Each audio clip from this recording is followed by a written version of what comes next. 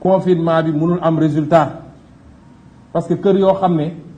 boo fa demee di nga fa fekk juróomi nit fukki nit ak juróom kër googu ci boppam mun na doon li ñuy wax cluster mooy moom ci boppam mun na doon foyer boo xam ne fa la feebar bi di développer. ñaareel bi mooy mënatuñu génne ñoom fonds Covid 19 ba naan dañuy joxe ay kit alimentaire amatuñu ko pasar nañu xaalis bi te leb naa leb ba kenn bëggatu ko lebal dernier euro bon bi mu dem lebi dafa plafonné léegi capacité am te àdduna bi nag ne Sénégal di xam ni réew boo xool tey moo la gën a soxla boppam ndax ñoom ñëpp ñi ngi xeex ak feebar bi di génne ay milliards d'euros ou de dollars pour jënd vaccin bi di def di jàkkaarloog crise économique boole ko ay catastrophe naturelle te barki démb rek Allemagne bi glissement de terrain yi amee nee nañu il faut 5 milliards d'euros pour Allemagne reconstruire kër yi fa yàqu kon réew yooyu tey tal nañu leneen lu dul di jox ay nit xaalis ñuy jëndi avion te lii bokk na ci jàngat yi ñu ci war a am mooy lajj gi ñu lajj ci wàllu économie parce que ci wàllu économie soo mënul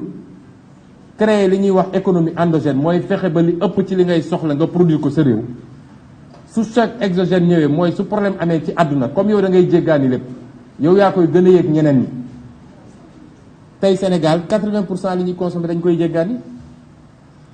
63% de notre économie secteur tertiaire la secteur tertiaire du moom mooy supporter choc endogène exogène c'est-à-dire secteur tertiaire mooy téléphonie Sonatel Expresso et cetera wala banque yeeg assurance yi wala yu demee noonu loolu du mooy supporter choc exogène nga am mbay mu dëgër am càmm gu dëgër am napp bu dëgër am artisanat bu dëgër am ay industrie yuy transformé loolu moo lay permettre nga supporter choc yooyu te loolu dañ koo lajj Sénégal ba nga xam ne tey welwaan rek la ñu mën a def ñetteel bi tax mënuñoo confiné waat nit ñi mooy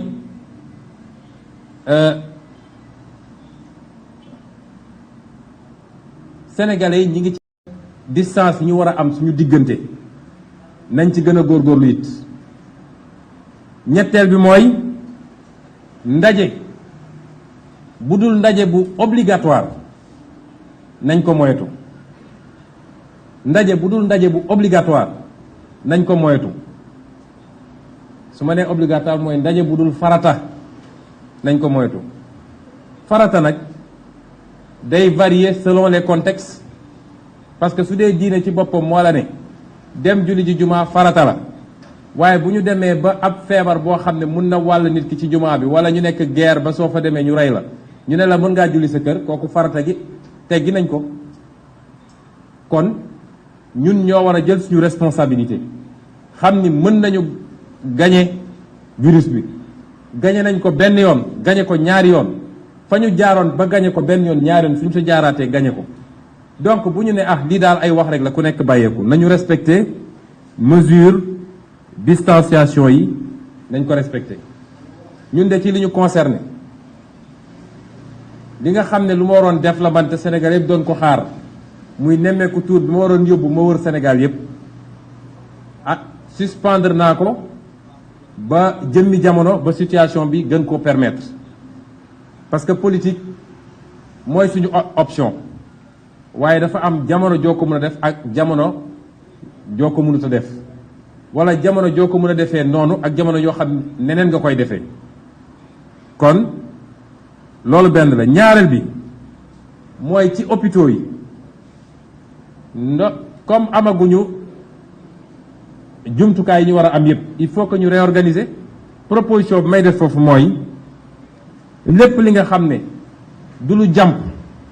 ci wàllu chirurgie mooy opération yi ak yi nga xam ne ay hospitalisation programmée la te jàmpul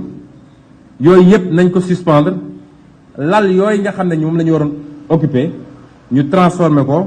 def ko ay lal yoo xam ne day mun a dalal ay nit yoo xam ne dañoo am jàngoro ji ñetteel bi mooy médecins yi ñoom docteur Cissé mii ma koy gërëm ndax dañ cee liggéey lu bëri mooy yor suñu commission santé mu liggéey ci ak médecins yu bëri ak ñeneen ñi ma liggéeyal ba ñu ne bitim réew ma leen di gërëm fi ci collaboration bi waaye médecins yi ak personnel de santé bi ñu former leen ci ni ñuy gérer ni ñuy toppatooyee les cas simples parce que souvent dañuy concentré wu trop ci cas grave yi cas simple yi ñu xaw leen a sàggane ñi nekk ci kër yi ñii di tëdd ci couloir yi cas simple yu bëri mooy mujj nag ci sàggane bi ñu ko sàggane mooy mujj nekk cas grave. ñetteel bi mooy saalu réveil yi nga xam ne ci bloc opératoire yi ak centre de réanimation yi ñu mettre ko à la disposition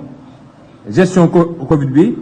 ñi nga xam ne ñooy médecins anesthésistes ak réanimateurs yi mun na nekk foofu toppatoo les cas graves. ñeenteel bi mooy ñu approvisionner réew mi en oxygène mbokk yi gàcce la ñu ne 21e siècle Sénégal dafa am problème oxygène ñuy génn di weddi waaye lu am la Sénégal dafa am problème oxygène kon nañu approvisionner réew mi oxygène bu doy te ñu fexe ba oxygène bi bu mu manqueeti. juróomeel bi mooy ñu yokk lits de réanimation yi nañ ko yokkaat bu baax a baax moo xam fu muy jëlee xaalis bi nag